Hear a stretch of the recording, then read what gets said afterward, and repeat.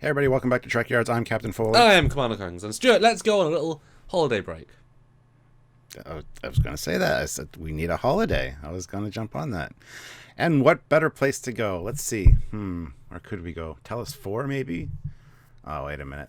Then we might have the death penalty. Or Kronos, we can go to the Orion stripper bar from Discovery. Oh, that's a good idea. Let's just go there.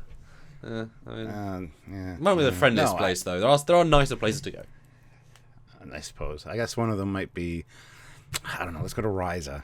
I hear good things about this time of year, and all times of year. Well, yeah, they got good weather all the time. There's a reason for that, too. But I guess I'll book our tickets. I hear that the cheapest, best way to get there generally is by taking either your own starship, when you're in the neighborhood, or we could also hop on the Risa Express because, it makes sense. It's the Risa Express. That's where it goes. It's probably safer than things like the Janolan, which was going to Risa and then crashed, or the Type 6 shuttle Scotty took and take months to get there. So there are better ways to get to Risa than your way. And this is one of those. So back on comic ships today, guys. It's licensed, it's official. There's a long plethora of weird things that came out over the decades of comics. We know that, especially with modern stuff, the creative control is a bit more on the comic side, and they kind of draw whatever on earth they want, even if it doesn't make a lot of sense, and even if it's just like a quick little doodle. For some reason, Star Trek license CBS lets them get through. But that means we have some really fun and weird things to talk about, don't we? Did you say draw like whatever on Earth they want? I think this is more in the galaxy that they want. But that's right. Anyway, yeah, today I found this gem, which I thought was kind of a cool looking design. Just found it on Google, just doing a search for comic book ships, and I gotta say, it's kind of neat. LS7125. So there you go. Civilian transport, I would assume. And I've obviously looked at both done research in comic ships, and this is definitely a style that looks as if it's in the 80s or early 90s, when obviously the plethora of ships was little. And as we've often said, the comic designers 8.5 times out of 10 aren't actually ship designers, and they just do something random.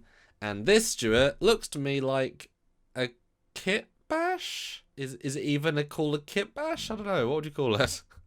I don't know if I'd call it a kit bash. I mean, sure, it's got TNG, like Enterprise D nacelles, but I mean, other than that, it looks very much like a pleasure ship, like a cruise ship of some sorts. Maybe the future Trek cruise events happen on this one. Yeah. I mean, it's a cool enough looking ship. If you're going to Risa, you might as well be comfortable while you get there as well. So I have a feeling this has like a cruise ship vibe, some pools and some, dance halls and things like that aboard. So it does straddle that line a bit. I mean, it's a shameless repurpose of pieces, but somehow some of the little caveats they've done actually kind of work to give it a new vibe.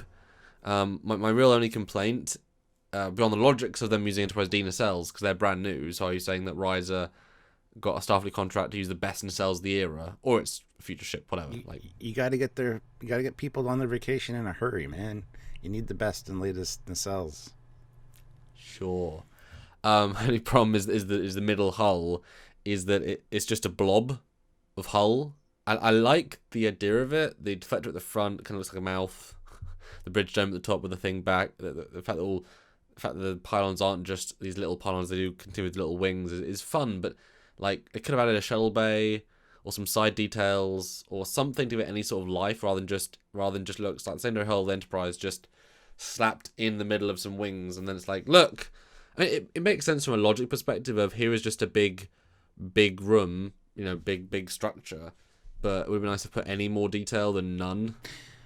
Well, as far as I could find, only one picture of it. So, I mean, a lot of times comics, that's all they need is one panel of whatever. So you don't see these ships usually from multiple angles, which is a shame, because I'm sure this thing has some shuttle bays at the back. I mean, ways to ferry passengers down if they don't want to take the transporter or whatever. I do also like the fact that underneath the bridge dome there is like an observation deck.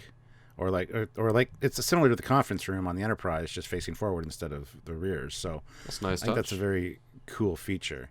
And as for the size, just the bulkiness of it, I mean, you look at, I keep comparing it to cruise ships because I feel like that's just the vibe they're going for. You look at the newer cruise ships, and it's just a huge mass of like ship above the water.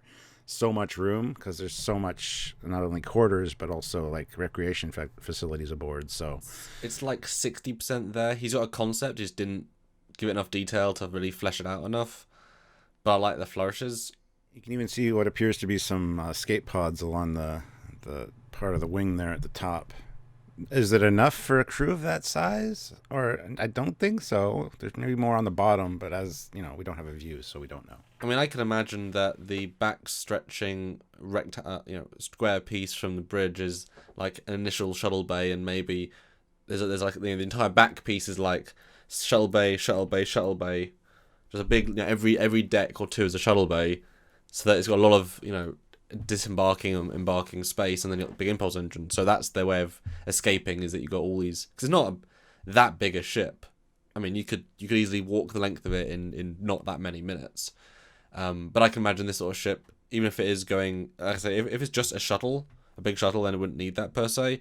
But if it's more like, say, like a pleasure cruise, maybe do some fun things on the way, then why not have like, a dozen shuttles so that you can do like off-ship excursions or like shuttle races or such. I think that could be really fun, because seeing something from the window of your room is like, oh, that's a nice nebula, or take a shuttle and pile out and that, oh, it's different, so I could see that being a useful thing, even if you got transporters. Yeah, but there's that, don't want to just be stuck to the ship.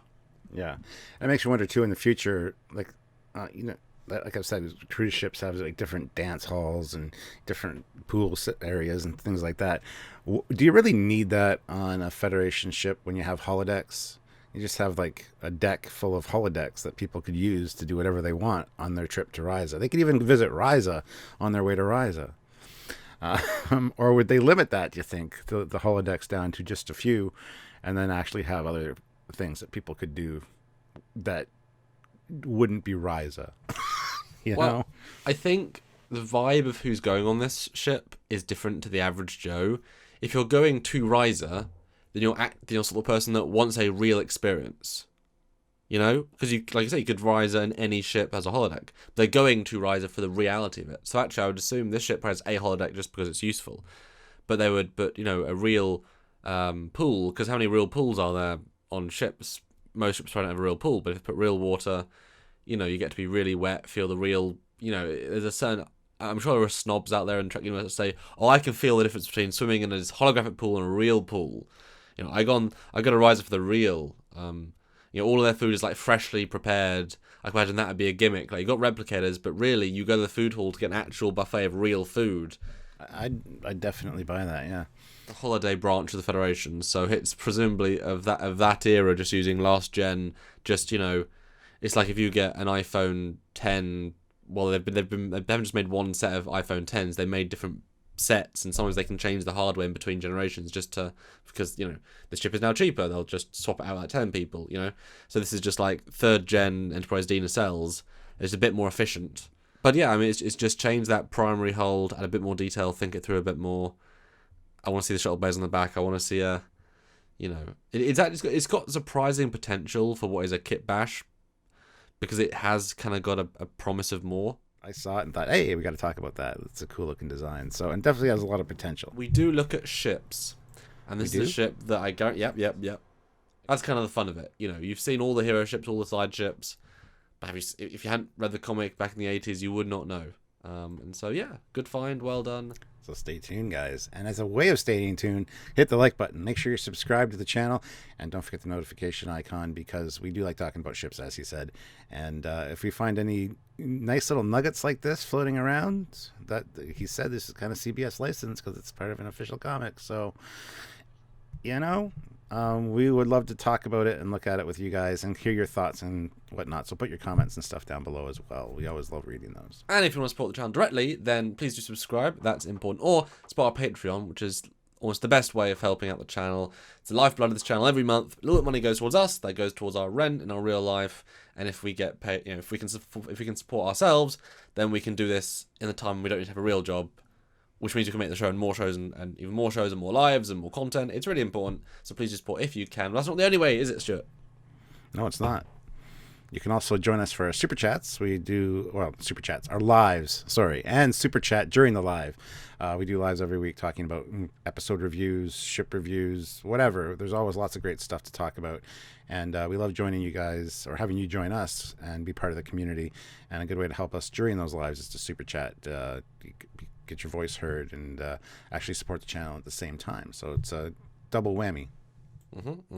But like I said, the free way is just subscribe, share, like, comment. You'd be surprised how many of the algorithms of YouTube are just useful by commenting. So if you like this and just want to talk about it, please do down below. That's right.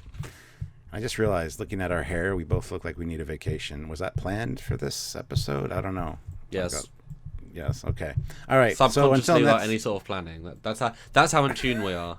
That's right. So until next time, guys, I'm Captain Foley. I'm Connor Combs. Bye, guys. See you on Risa.